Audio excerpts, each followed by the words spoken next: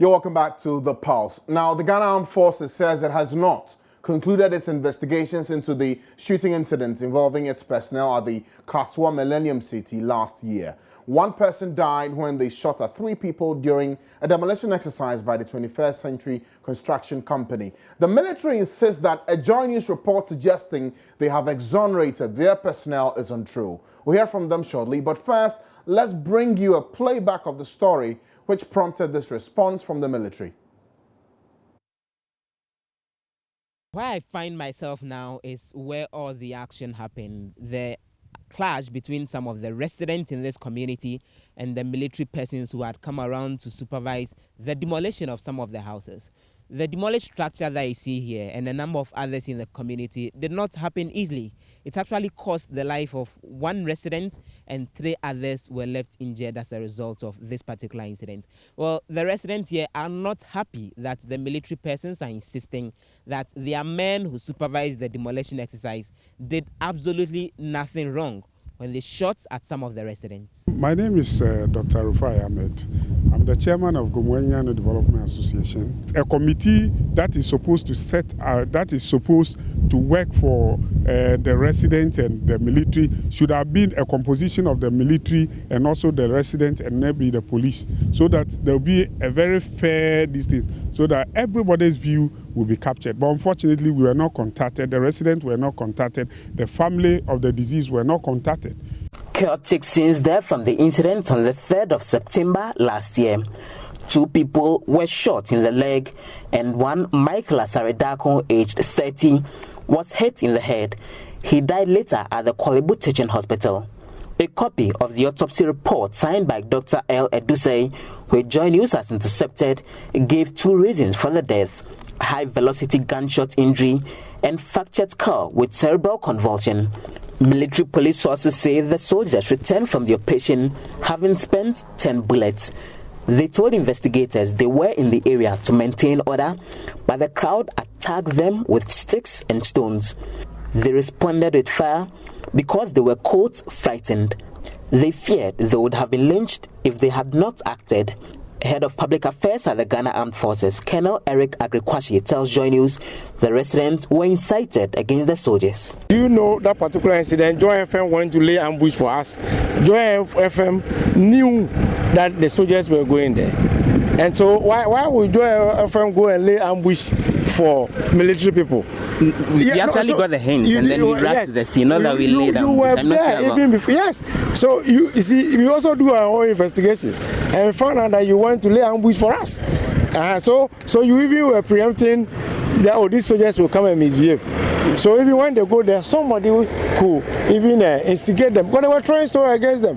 But that one, nobody reported that. So the investigations have shown that they were really not responsible for any bad acts. No, the people went there to perform a duty, and there were exchanges. And the personnel who are responsible are still within the service. No action has been taken against them. No, if I send somebody to go and perform a duty, and something goes wrong, what sort of action do I have to? I can't dismiss them from the service because if they have not asked them to go and perform the duty, that incident would have happened. So you can't dismiss them from the armed forces. But you look at it, if there were excesses, yes, then you punish them accordingly. But the type of punishment the media is expecting, it might not be the type of punishment that will be. Has any punishment been meted out at all from what? That one is within our circus, and so we know how to deal with our people when they do things outside their the tax that is given them.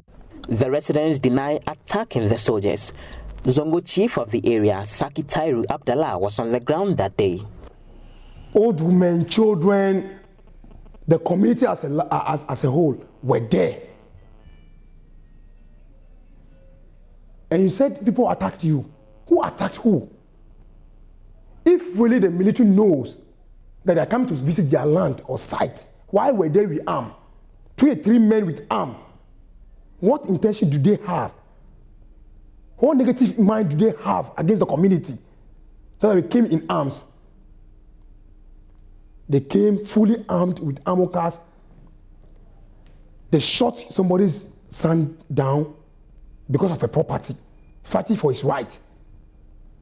In Ghana, they say democracy, democracy. What is the democracy? Joy News understands the homicide unit of the Ghana Police Service is also conducting a parallel criminal investigation into the incident, details of which are unavailable. For Joy News, Joseph Opoku-Gakpo reporting. Well, following this report we aired on Monday here on the Joy News channel, there's been a response from the Ghana Armed Forces. In fact, yesterday, they issued a statement saying that they had not granted any interview confirming that their men had been exonerated. In fact, they say that investigations are still ongoing. We'll bring you details of that statement shortly. But today, the Director of Public Relations of the Ghana Armed Forces, Colonel Eric Agre-Kwashi, has been speaking to Joy News about their position on this matter. One will tell me that the soldiers just saw the people and just fired into them. I can't tell. You see, that is why I don't want us to drag this issue that much. But again, why go for such an assignment with live bullets? I thought you said usually the norm is that you run parallel investigations. Yeah, we do ours, they also do theirs. What's with yours? Yes. I didn't come here to come and discuss this, so I wouldn't want to talk about those things. In this instance, you were dealing with civilians. The people were on patrols. Please, the people were on patrols. And so it's not that they just woke up and went there to go and attack the people at the place. Don't let it look like that. And they couldn't opt for other options, maybe rubber bullets or any other option just to maintain calm other than shoot indiscriminately? I think you are mixing up some things. When you have issues, before you bring the military into issues, the issues have gone beyond a certain situation. It's not if they could talk to them to be calm. The police would have done that. But if they get into a situation that bring the military in, the military will not come into a situation and be carrying rubber bullets. Well, we are not the first line of contact when it comes to situations like this. And so if there is a problem and the military is called in, you should understand that they won't come and be behaving the way you expect. Because once you call them in, it's gone beyond the stage of negotiation, and they have to come restore normalcy for those negotiations to take place. Okay. Yes. So these officers of yours who were in that very accident, I'm not speaking of this 16-year-old boy incident, I'm speaking of that issue at Kasoa Milliennium City. I mean, what has become of them? 23 of them. The issue is still being handled by a higher level. It's not in our hands now. Which higher authority are you speaking of? Yes. If it's the police, the police is higher than the military?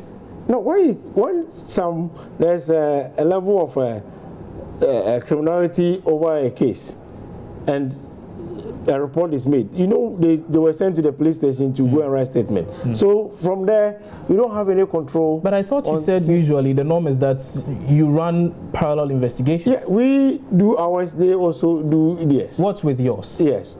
I didn't come here to come and discuss this, so I wouldn't want to talk about those things.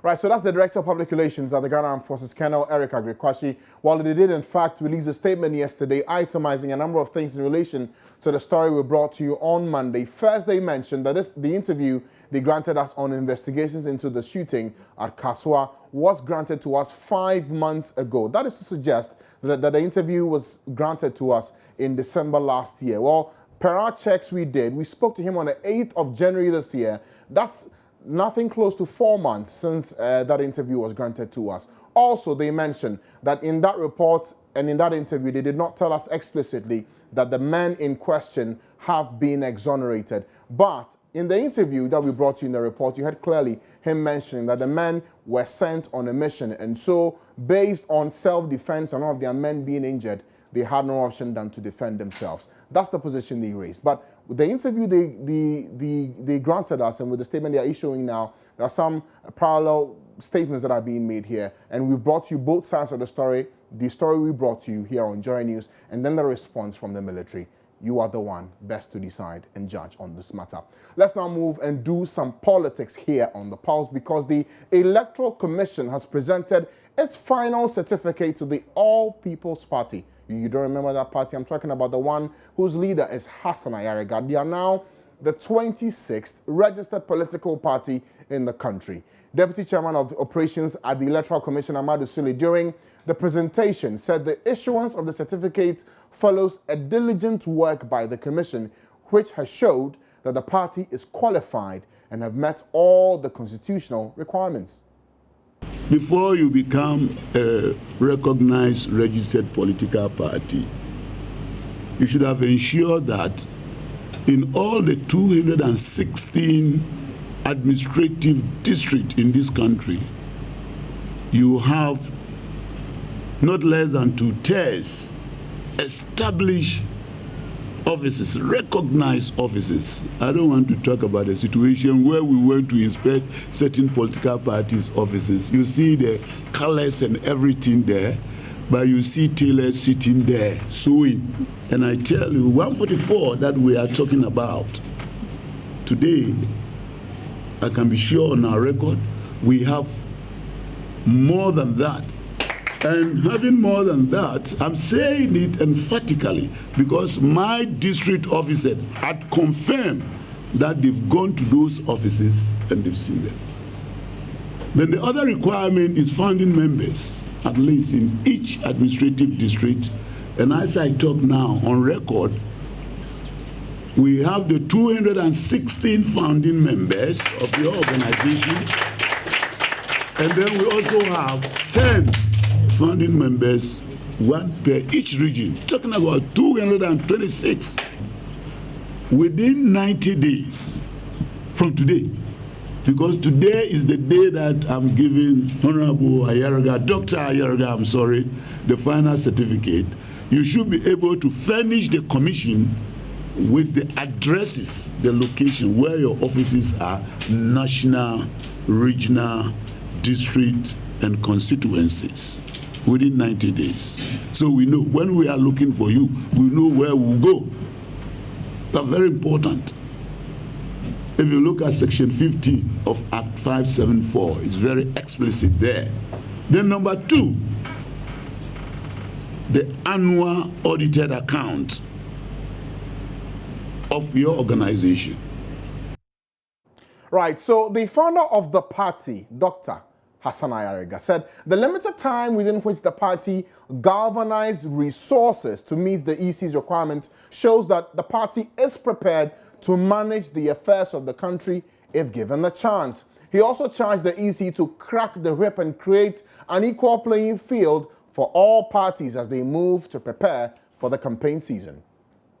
Today, beginning of an enormous shake-up in the political landscape of our motherland. With this final certificate in hand, the floodgates of a new era is now open to all well-meaning Ghanaians who desire a change and transformation in their living condition.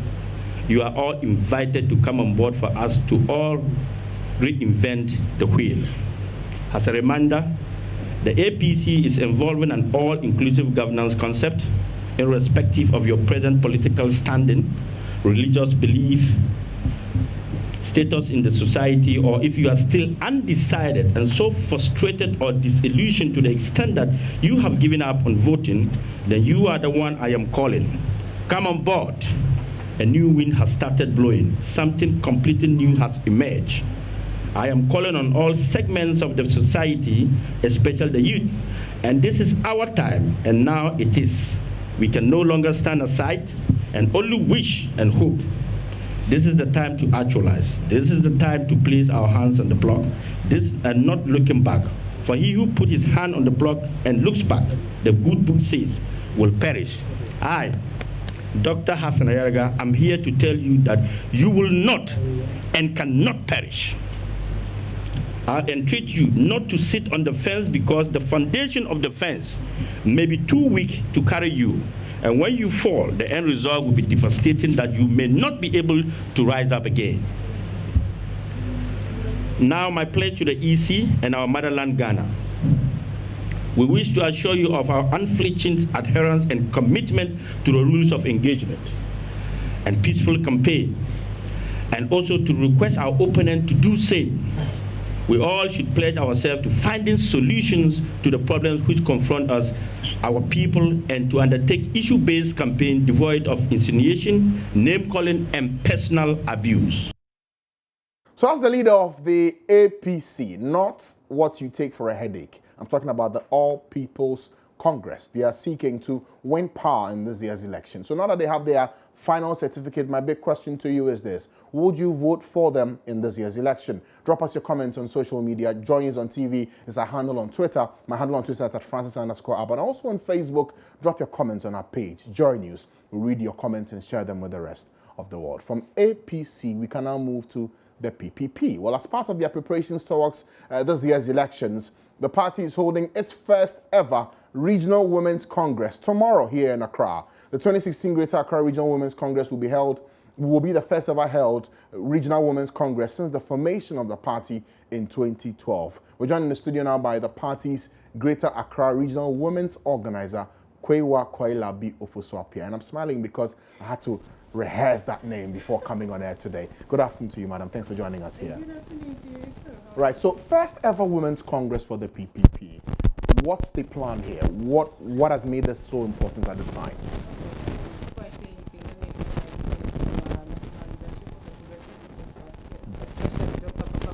let me our national chairman, and of course Madam Eva Loko, and all the Greater Accra Regional Executive, especially my Women Caucus. And so you want to know why we are having this congress? Yes. Well, we the progressive women of the Progressive People's Party, we realized that everything about politics affects us. Most of the time, you talk to a woman and they say, "I'm not interested in politics." They want to be behind the scene and say, "Oh, the men go and speak." What they don't realize is that every decision that is taken at the parliament or by executives also affects us.